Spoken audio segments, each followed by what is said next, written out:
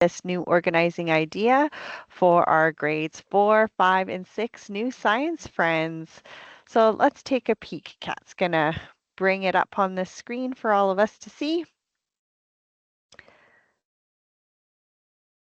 As always, there'll be a question and answer time, and we're going to tie in some of those scientific methods and all the good things.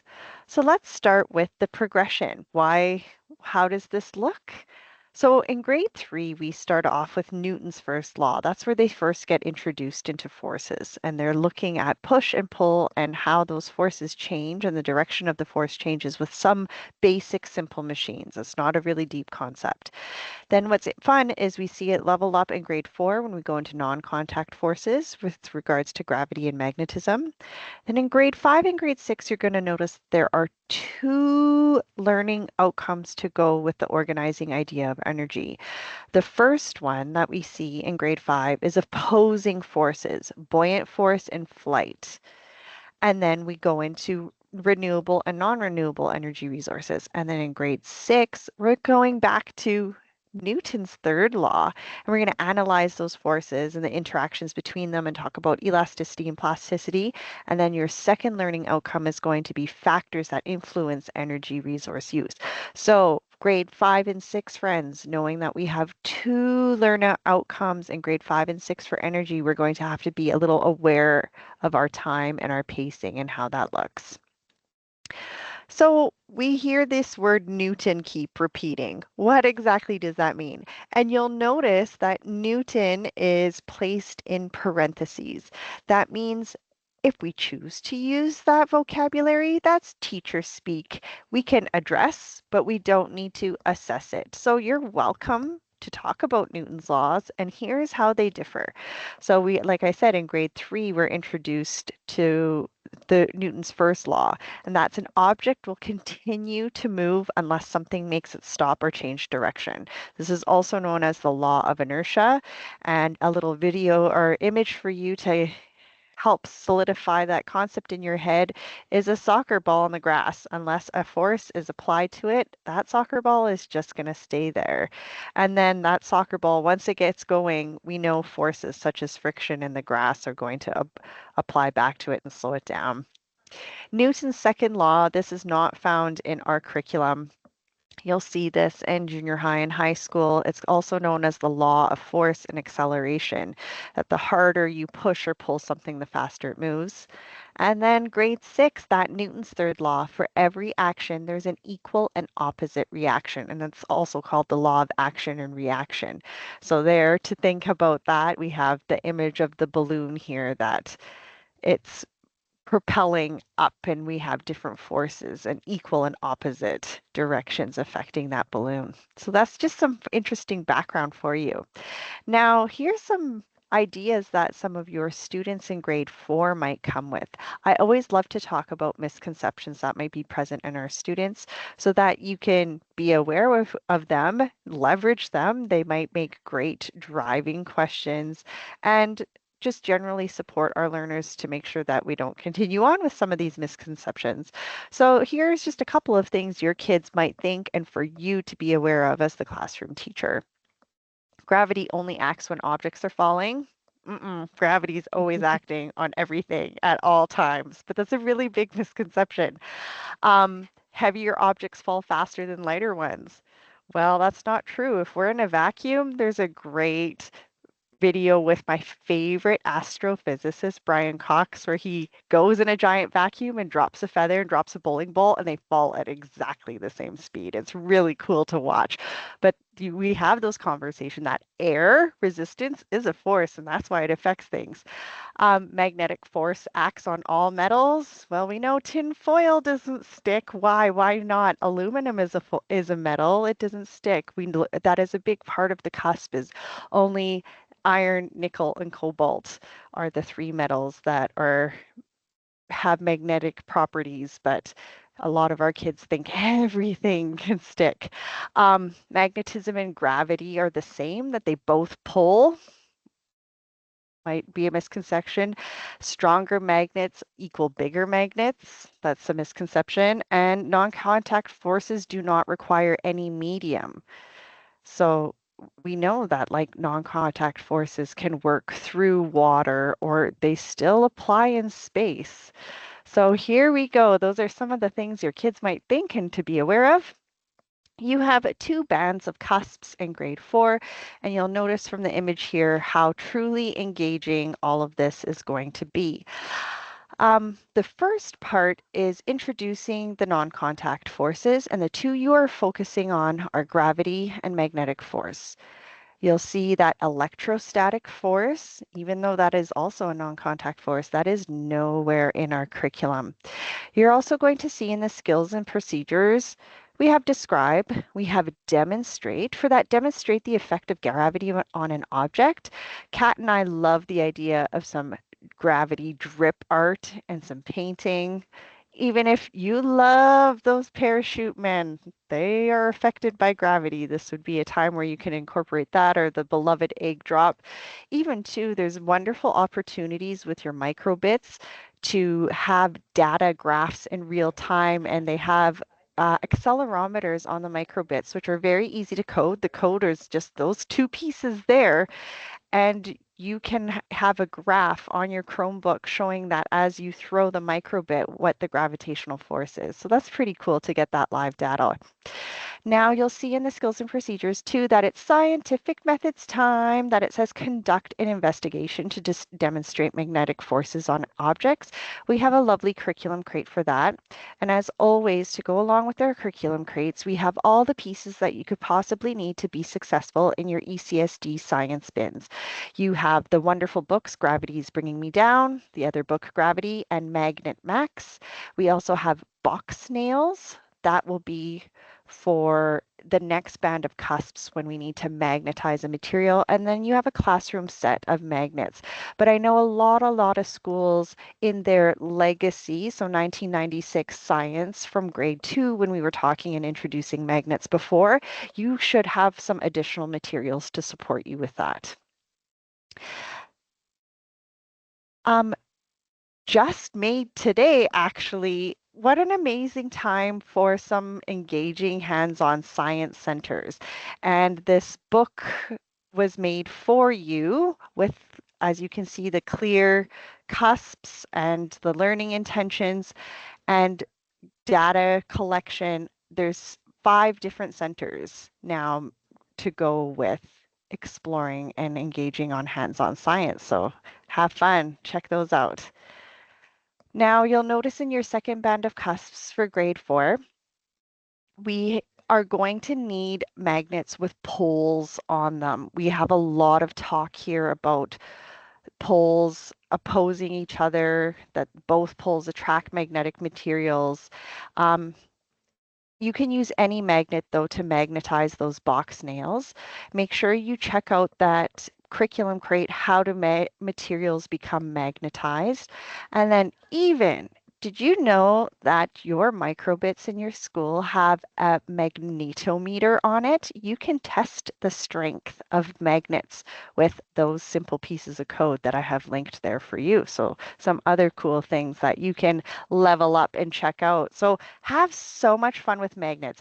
It's really, really hands-on. You'll see words like analyze interactions and magnetize a material. That means we have to be engaging with it.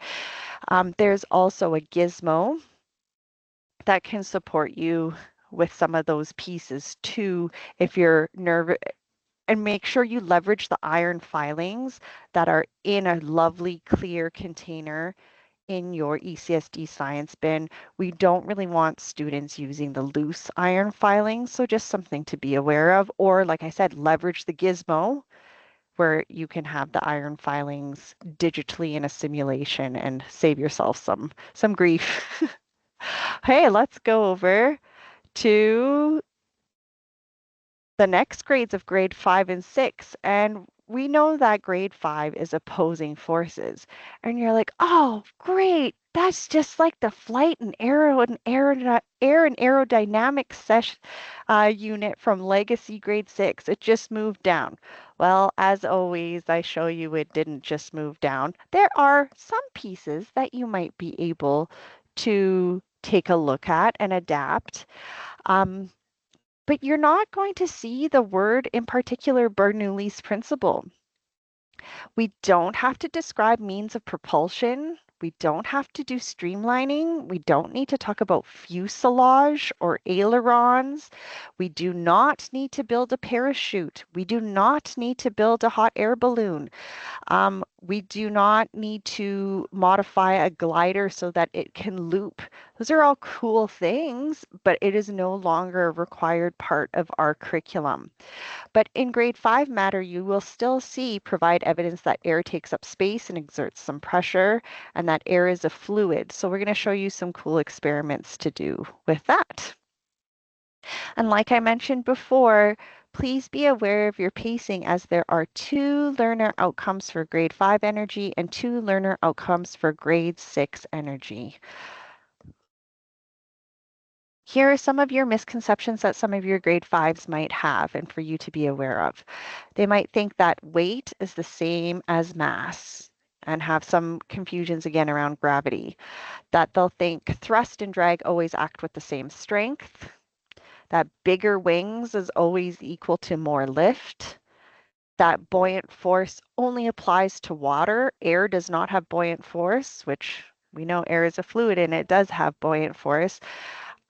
There's a big misconception that heavier objects always sink and lighter objects always float, and that objects that float don't experience gravity.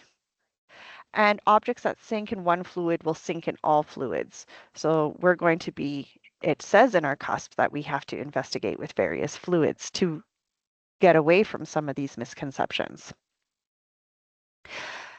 So your first one, we do, in our knowledge, it is always very clearly defined how deep we're going with these pieces. We don't need to overteach, and it gives us the true definition of what they want to see. Thrust and drag are opposing forces. Lift and weight are opposing forces. And then it even defines weight for us in that red circle. Weight is a force caused by gravity that acts on a living thing or object in a downward direction. That's how we're being asked to present and to explore things with that.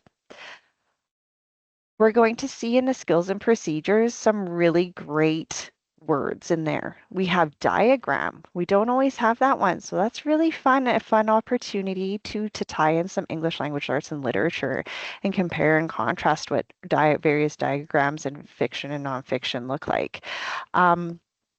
We need to observe living things and flights and objects. This is a great time to go outside, and I put a picture there of seeds, how they have properties of flight too and are influenced by gravity and air. So take a look at those.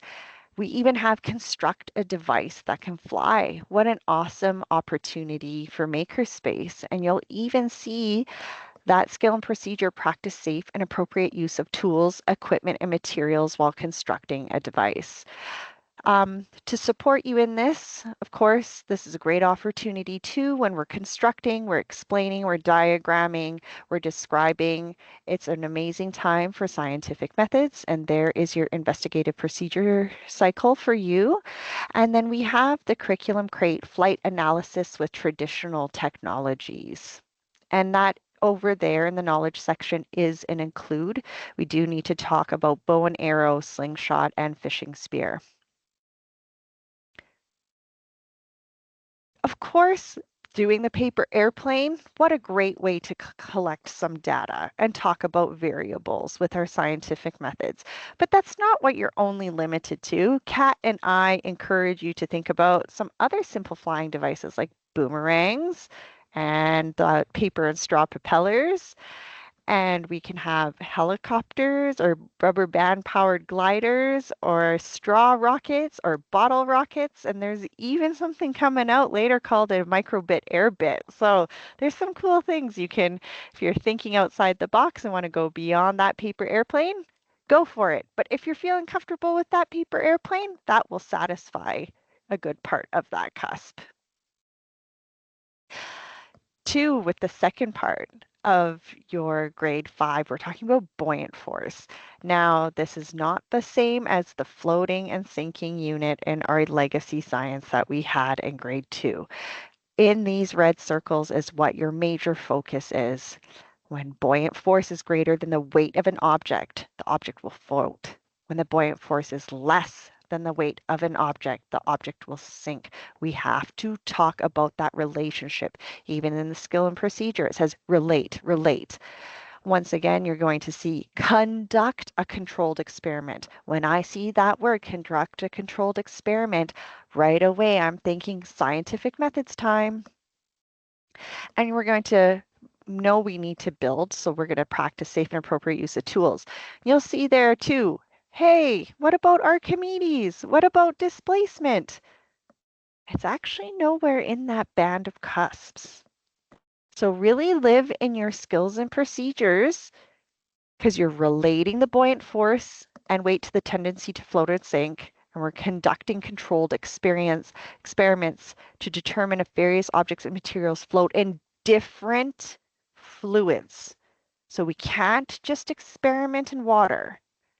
Kat and I, in the Everything But the Boat, we recommend corn syrup because it is quite dense and viscous, baby oil because it is way less dense and not very viscous, and water, and comparing those three fluids. 2 in that crate we investigate is air a fluid, and how do we know? Now here we have some awesome gizmos to support you in this if you're not wanting to bring in a water table. There is the All About Density Laboratory and About Density via Comparison. So those are great simulations to help us gather some of that data. And there's really nice graphs that we can analyze with that. 2, as Kat and I have been exploring Edwin, we love to see some of these things. Like they have a coded buoyancy simulation that Edwin has put out there to tie in some of those computer science pieces. So let us know if you try that out. We haven't tried it out yet.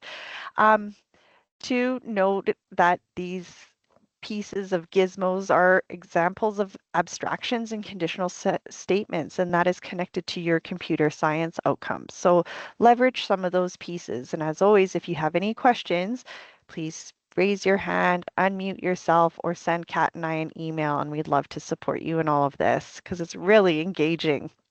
Now, too, I was facetious and I called it Everything But the Boat. And everybody's going to want to take that tin foil that they have in their ECSD science bin and they're going to want to build a boat and put some pennies in it. Cool, you can totally do that.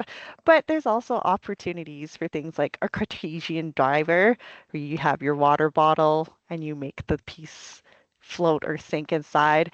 A really cool one is adjusting the salinity of the water to make an egg float and sink. And how is that affected by buoyant force? What a great opportunity to maker space and tinker.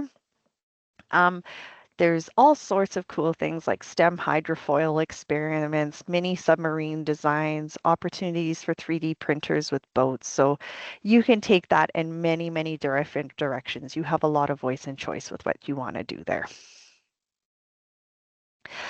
As always, we love to see current events and science in the news. And here was something, actually, the day I was constructing this PD for you, this came up on my Apple News feed that there's a whole island in Panama being evacuated due to rising sea levels. And this nicely relates back to your Earth systems and climate change. And then linked here is a microbit solar-powered electric boat prototype by students. But I thought, what a cool way to tie in some current events and talk about the relevancy of buoyant force and how our Earth is changing.